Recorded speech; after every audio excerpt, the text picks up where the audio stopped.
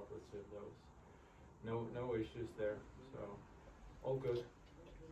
Mit navn er Knut Klem. Jeg er direktør i firmaet Medidyne.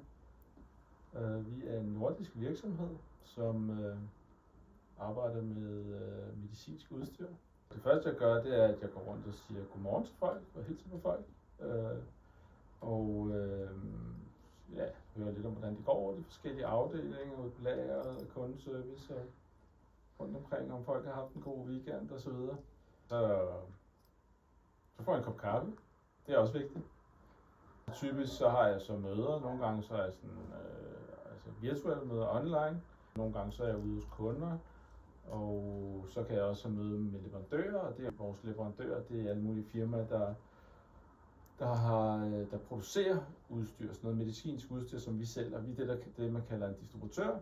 Og det vil sige, at vi køber nogle varer af nogle forskellige virksomheder, som producerer det her udstyr. Og så sælger vi det til kunder i Norden. Jeg er hjerteløber, men det er mere sådan privat. Det vil sige, at hvis der er en eller anden, der får hjertestop her i en sådan radius på 500 meter eller noget af den stil, så får jeg en alarm. Så bliver jeg kaldt til hjertestop. Jeg har faktisk været til 4 hjertestop. Jeg var nede ved Vedbæk Kirke, og han overlevede desværre ikke. Og så har jeg været heroppe i Nærum, og hun overlevede ikke. Og så hernede, for et halvt år siden, der var der en dame, som jeg gav kunstig åndedræt og fik genoplevet. Så det var ret vildt. Så var der en anden, der gav hjertemassage.